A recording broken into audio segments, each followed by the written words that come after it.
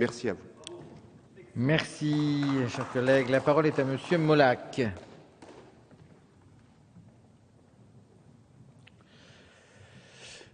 Merci, Monsieur le Président. Alors, en préliminaire, je voudrais juste dire que les cafouillages sur les chiffres du chômage sont dus à un opérateur de téléphonie privée qui n'a pas rappelé les inscrits à Pôle emploi au mois d'août.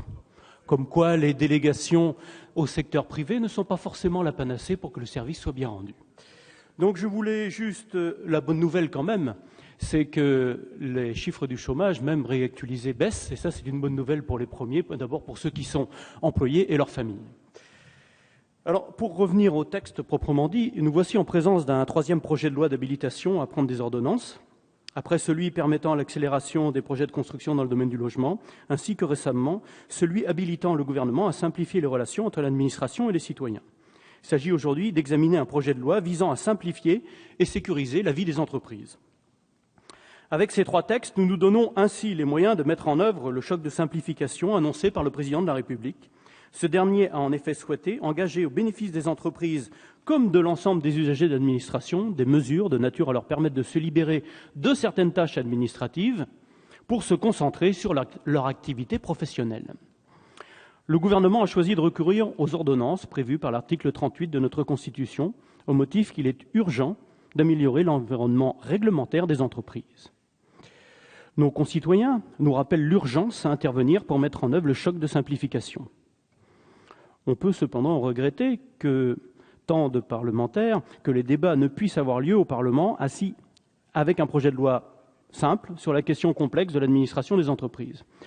En effet, le champ de ce projet de loi est très vaste, contient des sujets divers et fort éloignés les uns des autres, et a dû être étudié dans un temps très contraint, ce qui est problématique. Ce recours précipité a été vivement contesté lors de l'examen en commission.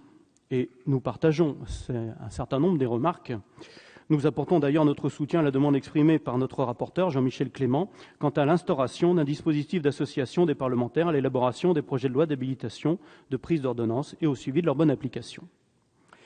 Nous avons toutefois bien noté l'engagement au nom du gouvernement de Madame la ministre Fleur Pellerin concernant l'association du Parlement aux travaux qui conduisent à la publication des ordonnances prévues par ce texte, tout comme Marie-Lise Lebranchu l'a fait lors de l'examen du projet de loi d'habilitation relatif à la simplification des relations entre les citoyens et l'administration. Il est vrai qu'une simplification mal ficelée pourrait en effet aboutir à des dérives. La norme n'est pas qu'une contrainte, c'est aussi souvent une garantie. Pour en venir au fond du projet de loi qui nous est aujourd'hui soumis, il est composé de 19 articles relatifs à des sujets aussi divers que les règles applicables au compte des entreprises, au développement de la facturation électronique et du numérique, au financement participatif des projets, au traitement des entreprises en difficulté, à la participation de l'État aux entreprises ou encore à la simplification des procédures pour les projets d'activité économique, dont une expérimentation sur les ICPE. C'est donc un volume conséquent de mesures qui sont présentées ici par voie d'ordonnance et dont il sera difficile de traiter la substantifique moelle chère à Rabelais. En tant que parlementaires du groupe écologiste, nous avons toutefois quelques os à ronger. Nous accordons ainsi une importance particulière à plusieurs mesures. En premier d'entre elles, celle contenue à l'article 1er concernant le financement participatif, qui permet que des projets spécifiques soient financés par de nombreuses personnes, notamment par l'intermédiaire de sites Internet. Le développement de ce nouveau mode de financement permet d'ouvrir en particulier aux PME et aux jeunes entreprises innovantes un outil de financement complémentaire.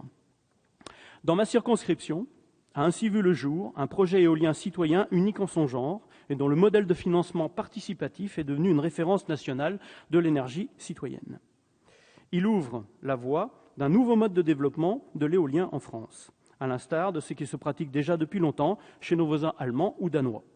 Ces nouvelles mesures permettront de sécuriser le financement des particuliers dans les projets dans lesquels ils s'engagent et ainsi donner un coup de pouce à la filière éolienne.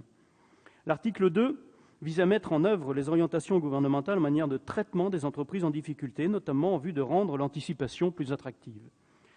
Si nous nous accordons sur l'objectif, nous aurions été sensibles à un traitement approfondi de cette question par le Parlement, notamment suite aux travaux de Mme Cécile Untermaier et de Marcel Bonneau. Leur rapport a été remis à l'Assemblée nationale le 24 avril dernier. À l'article 3, Notons la volonté de simplification de la réglementation applicable aux conventions réglementées entre une société et certains des actionnaires ou entre des sociétés et des dirigeants communs. Nous défendons toutefois, avec ma collègue Bonneton, un amendement sur le sujet. L'article 10 prévoit quant à lui d'habiliter le gouvernement à prendre des mesures relatives à la gestion et à la participation de l'État dans les entreprises dont il est actionnaire. Il s'agit là d'une mesure qui n'est pas anodine et qui relève de l'État stratège. Nous serons ainsi attentifs à ce que l'État conserve les moyens de sa politique industrielle et énergétique. Par ailleurs, nous accordons une grande importance aux mesures de l'article 14 relatives à une expérimentation des procédures simplifiées dans certaines régions. Il s'agit de faire délivrer par la préfecture un certificat de projet énumérant de manière exhaustive les différentes législations applicables à une demande, un peu à la manière des certificats d'urbanisme. Cette expérimentation, en concentration avec les acteurs des États généraux de la modernisation du droit de l'environnement, concernera notamment les installations classées pour la protection de l'environnement, ou ICPE, soumises à autorisation. Cela amènera une procédure unique intégrée conduisant à une décision unique du préfet de département. Des formats spécifiques d'autorisation sont ainsi prévus pour les éoliennes et les installations de méthanisation, d'une part, et pour les autres ICPE, d'autre part. Il est évident qu'il faut préparer la transition énergétique et que les éoliennes et la méthanisation sont deux éléments très importants. Je rappelle aussi qu'un certain nombre de projets éoliens ont capoté parce que justement nous n'avions pas les moyens législatifs de les faire avancer et ils ont été contrecarrés tout simplement par les riverains.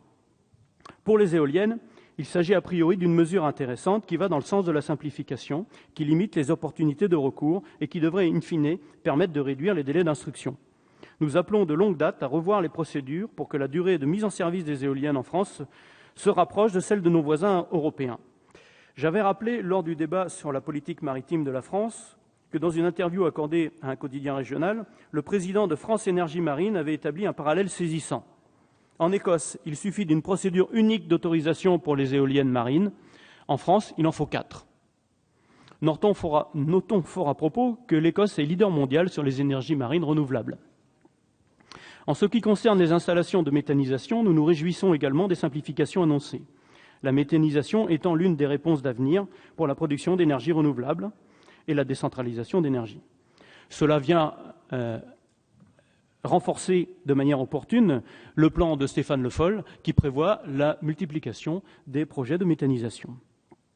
Le certificat de projet devrait toutefois conserver la possibilité d'être contesté. Il ne semble pas envisageable d'autoriser sans contestation ultérieure possible des projets susceptibles de porter atteinte à la santé publique ou à l'intérêt général, pour lequel on n'aurait pas eu connaissance des dommages possibles au moment de l'autorisation. L'expérimentation permettra de voir si ces écueils sont évités. Enfin, l'article 16 vise à reporter du 1er janvier 2012 au 1er janvier 2015 l'obligation de mettre en place une signalétique commune sur les produits recyclables. Ce report est regrettable, mais rendu nécessaire par la non-publication du décret d'application sur la précédente législature, alors qu'il s'agissait d'une mesure prise suite au Grenelle de l'environnement. Voir certains aujourd'hui à droite vouloir remettre en cause une telle obligation est somme toute un peu cocasse et fait montre d'une certaine difficulté à prendre conscience des retards de notre pays dans ce domaine. Nous avons déjà assez perdu de temps et cette disposition, 3 ans après son entrée en vigueur prévue, va contribuer activement à la simplification du geste de tri des produits recyclables et permettre d'accroître les quantités de produits recyclés et ainsi économiser les matières premières non renouvelables dont certaines sont en voie d'épuisement aujourd'hui. Au final, mes chers collègues, c'est donc avec quelques réserves de procédure, mais avec de réelles considérations positives, contrairement à ce que j'ai pu entendre tout à l'heure, que nous voterons pour ce projet de loi. Toutefois, en dernier lieu, j'aimerais attirer votre attention. Notre problème ne serait-il pas également d'avoir choisi un mauvais échelon ? Je veux dire, nous avons l'État, nous avons les préfectures. Je rappelle simplement que dans un certain nombre de pays, c'est-à-dire en fait tous ceux qui nous entourent, les régions détiennent des adaptations réglementaires, voire des pouvoirs législatifs, et que ça leur permet effectivement de pouvoir adapter les règlements. Ce que nous n'avons pas en France, et forcément, nous avons une certaine complexité, puisque c'est à l'État de tout faire par l'intermédiaire des préfets.